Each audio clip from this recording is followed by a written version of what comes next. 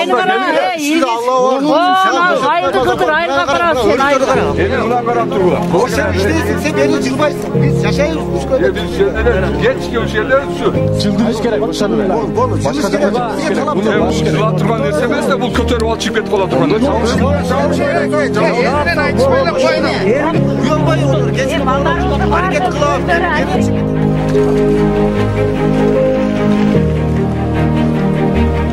El var biz işte atamızda. El var işte atamızda. Lan elin ününü unutup da gelmeye koysak bolmuyor.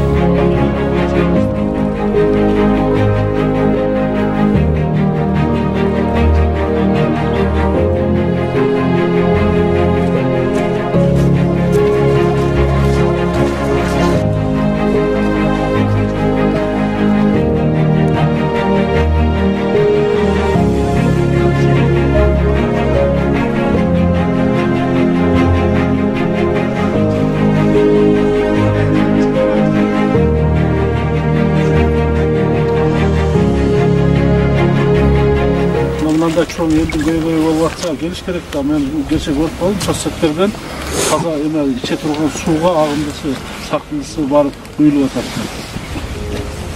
Сол бардың көрдім. Сестердің ішіңерде действительно ертең мына біз ақша табамыз, экономиканы көтереміз деп жүріп елдің денсаулығын жеп алғандан жаман нәрсе жоқ. Табыш керек, барлық нәрсенің жолында болуш керек та. Сіздер көріп шықтыңар ма? Ne деген sunuş бересіңер? Ne olur? Азыр эми өзүңүздөр билгендей 2019-жылы ишкердик субъекттерди текшерүүгө мораторий киргизилген. Анан ошого байланыштуу биз тараптан плановый текшерүү жүргөн эмес 2020-жылы.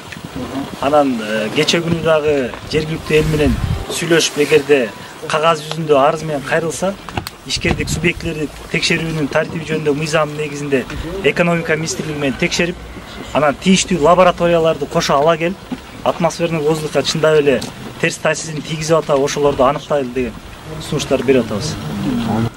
Силер эми аныктайбыз деп эми жүрүп аткансыңар. Жок, буга чейин 2019-жылы 28 мартта текшерүү жүрүп, пландан тышкаркы завод жабылган экен биз тарапта. Ойлонуп атат экенсиңер. Жабылган эмес. Урматтуу мэр,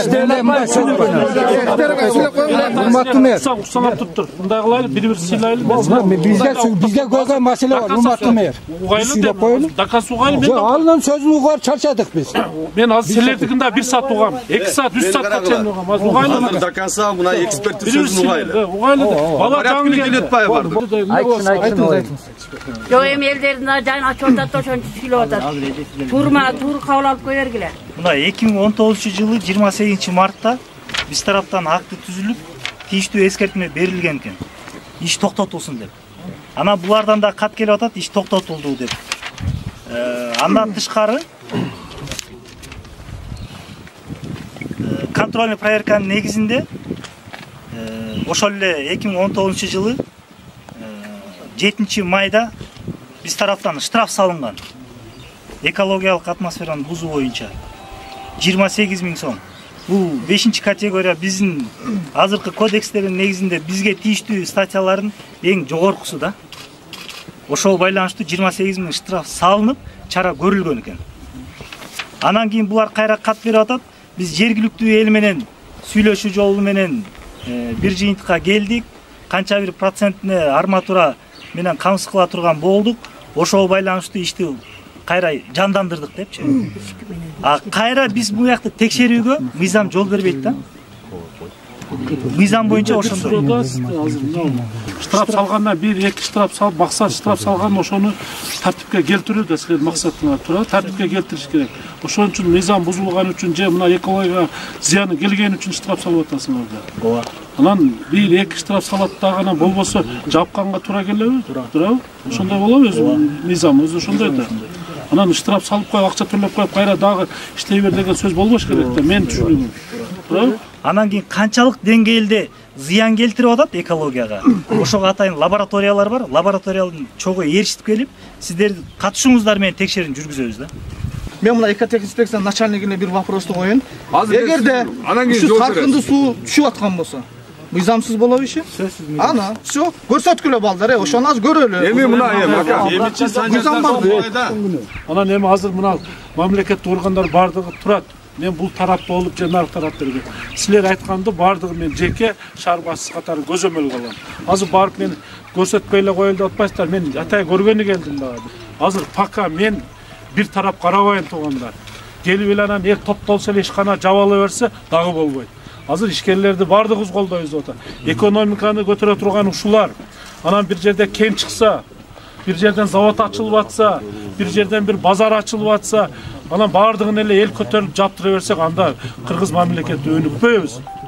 Ошон үчүн бардыгы бирок мыйзам чегинде болуш керек. Мыйзамды ошо элге зыяндуулугу келбей турган, башка жактарын бардыгын кармап туруп, анан эме карап туруп. Мына эгер биз шаар башчысы катары, мына эгер азыр айтып аткан Райымбек айткандай, жаңы заводду оңдойм десе, биздин милдет сага шарт түзүп бере. Ошо Кыргыз фондго проект жаз, акчадан жардам берели мынандай. Тура өндүрүш болуш керек. Жумуш ордун болуш керек. Аны өзүңөр жакшы айтып атасыздар. Бирок талапка жооп берет. Менин дагы коюм ошондой. Жайдын күнү март айында мына иштейт, а? Иштегенде үйдүчү үй. Бир этажлы үйдүн айнегин ачып кой. Үйдүн ичине түтүн толот. Эчке чыгып эмне бирөө бир нерсе жагуу табы деп чыксаң, ушу заводдун түтүнү болуп атат. Силер айткандан бери 5 жылдан бери эле көтөрүлүп келатат. Мен деле ошо эл тараптын. Мен деле силерге ошо карапайым үйлөдүн баласына чыккан баламын. Мен деле ушул мамлекет үчүн, ушу өзүнүн элдер үчүн кичине иш болуп калсын деп, ушу инвесторлорду Өзбекстанга өтүп кетип аткан жеринен кармап, ушу жерди алып калганбыз да. Андан бери буларга условия түзүп бериш үчүн өтө чоң каражат керек экен. Жана акам айтып атат, каражатың болсо жылдырып ал деп атат. Каражатың болгондо акам мен ушу эл менен алышпайт элем. Каражат жетиштүү болгондо заманбап заводдорду куруп, мамлекетибиз өнүккөн мамлекет катарына кирет деген ой. Ошо Кытайларга айтып. Эми мен деле өзүм элди уулагым келбейт негизи. Ал лаборатория негизи мыйзам чегинде мага карап беришти. Штрафты салды, төлөдүм. Фильтр кой дедиле, койду. Бирок мен эми ушундай эле жабып, мындай түтүн чыгып атат десем алысмын. Бирок чыгып атат. Эми колдон келишинче аракет кылып. Суунун анализи жакшыптуу. Бир тараптуу болбогун. Сен заводдун жабылып калса ачка калбай турган балдардансың. Бул завод өзү ХБКдан ушакка айдалган заводдун бир бөлүгү. Завод шаардын ортосунда туруп иштеп атат. Эми токтоп тур. Эми мындан кара. Мен азыр айткан сөзүмчү жалган болбош үчүн. Айткан сөзүм жалган болбош үчүн. Жадагандан чыгып атат. Азыр бар ошол жерди көрүп келдим. Атходунда суу чыга турган жерде эч кандай септигиң жок экен, бочкаң жок экен. Бирөөсүн баягы умувальник, сумувальник душтан түшкөн сууну азыкты калып койсуңар. Азыкты калып койсуңар. А биягыңар запор болуп калыпты. Эгер ошо азыкты ачсаң, мен атын Талантындай кылайынчы. Азыр эми ушуну мыйзамды эле көрүп кой. Эшек өлбөсүн арабасы сынбасын деп тургандар, макулбу? Комиссия карап туруп, мына силердин үнүңөрдү да угайлы. Бардыгына эми айтып атасыңар 5 жылдан бери, 10 жылдан бери. Мен мына 2 жылдан ашты. Эми уктум, кече уктум. Geldim atayın, değil mi? Bana da mümkünçülük belgelerinde kalız karaganга, makul mu? Aksakallarına siz daha koşulun. Daha bir meseleni aytıp koy. Geçen kadar sözünüzü uqtum emede. Çoğunda kalız, bir taraf karabay turgan adamlar koşulun. Bunu menen bir oş şarının mamleket taqdiri keçilip ketpeyt bu zavod. Kalgan jaktarga da ziyan тийбесине. Мына оштуктар bir жакшы жагында үлгү көрсөтөйлөр. Макулбу? Ана мына Кытайдын элчиси бар бул жерде, башка адамдары бар. Жаманбы жакшы ушул жерде ашып барса bir 5-10 Кытай иштеп атса керек. Бул дагы bir чоң доо кете турган нерсе да, мен ачык айтайын силерге. Азыр канча күн токтоп турат? Канча күндө текшерүү? Эми мына комиссия карайлы деп атам. Комиссия силер кошулгула мына кимиңе түшүнөсүңөр, ким кара бардын отуда карап чыксын. Комиссияда карасына мамлекеттик органдардан кошойлу, укук коргоо органдарынан кошойлу bir adalettүү карапчы bir сунуш чыксын, анан дагы келип эл менен чогулушөтөйлү. Мындай комиссиянын чечими кандай дейсиңер? Макулсуңарбы, макул эмессиңерби деп мындай айттым го, эшек өлбөсүн арабасы сынбасын болуп карайлы. Элдер буну бир жолу чаап жыгытып эле талкалап коелу деген жери жок. Мына айтып атат. Мына экотех инспекциянын начальниги азыр мэр өтө жакшы сөз айтты, акылдуу сөз айтты. Элден ушул жерден bir 4 адам bir meriya жактан bir өкүлү болуп туруп, орган адамдары калыс комиссия түзөлү. Туурабы? Ооба. Комиссия түзүп, анан биз өзүбүздүн претензияларыбызды мыйзамдын алдына экотех инспекцияга көрсөтөлү. СЭСтин начальниги келбептир. Ошолорго көрсөтөлү. Анан кийин ортодо эгерде элдин талабы туура болуп, булардыкы мыйзамсыз болсо, мэр айтып да жооп берем деп атат. Туурабы? Мыйзамсыз болсо жабат. Элдин үнүн угалы, элдин комиссиянын чечимин угалы деп атат. Анан биз ошого баралы деп силер койгон талаптар аткарылмайынча да, баягы сууну. Ооба. сактаганды, септикти куруп, каналга курбай турган түтүнгө фильтрлерди коймой. Ошондо мыйзамга дал келсе, biz işleşine karşı emesiz, bирок мыйзамга дал келеби, дал келбейби. Анан бул мына силерди уктум, укканы келдим. Азыр дагы барып жеринде өзүмчө көрөйүн. Мына комиссия менен өзүнчө түзүп туруп, мына түзөлү дагы мына шаардык кеңеш депутаттарынан, укук-коргоорго баарынан кошойлу, журналисттерден кошойлу, бейөкмөттүк уюмдардан кошойлу, эң негизгиси жергиликтүү элден силер кошулгула. Кийин ана комиссияны сатып алды, мына деп эле сатылбаганыңар кошулгула, ачык айтайын. Мындай бир жыйынтыкка келейик. Анан тротуар маселебиз бар. Деудан балдар тротуар маселе, урматтуу мэр, тротуар маселебиз бар. Ушулардан чогурда темадан четтеп турабы? Чыңгыз. Мындай кыла, сен айыл башы болсоң, мына айыл өкмөт бар, жазып алып анан келгиле. Болду. Мына жерде комиссияны түз. Ошону бер. Бола турганды болот деп айтам, мына эркекчиле айтам. Болбойт булчу, урматтуу мэр.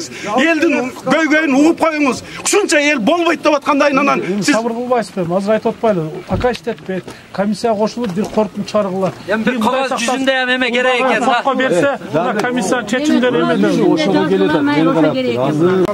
анан эми бул жабыла берет, иштей берет, жабыла берет, иштей берет. Атан келдим. Биринчи күнү ушул жаңача эме кылча элди дүрбөлөн кылбай жаап туруптур. Канчалык тез иштесе, Энем укпай элем. органдар менен тиешелүү мамлекеттик орган отуруп алып сүйлөшөбүз. Турабы? Анан комиссияны айыл башчыгына коёбуз жигит. Sen tezirek ошол адамдардан өзүң чогулуш өткөзгүн да, мына Раймаканын старший классында бир 4 адам же 5 орун колуп коелу. Ар бир айылдан бирден койгон. Ар бир айылдан ол бар. Калоочуларды ошо бир 4-5 колу эми көп айтана сөз да көп эмесин. Райны калыс чече турган, ошонун сөзүнө ынана турган адамдардан бергин. 4-5 орун. Анын да чогулуш өткөзүп, протоколун оформить этип, мына комиссиянын эмесине курамына ушуларды айылдын эсебинен сунуштайбыз деп. Ал да юридический документ болот. Турбу? 5 күнгө жабылап, 10 күнгө канча күнгө. Комиссияны канчалык тез чеме алса, комиссияны жыйынтыгы чыгычак. Сыйлашып жүргөндө Аллах насип этсин. Эл журт тынч болсун, а. Рахмат келгениңизге. Рахмат келгениңизге.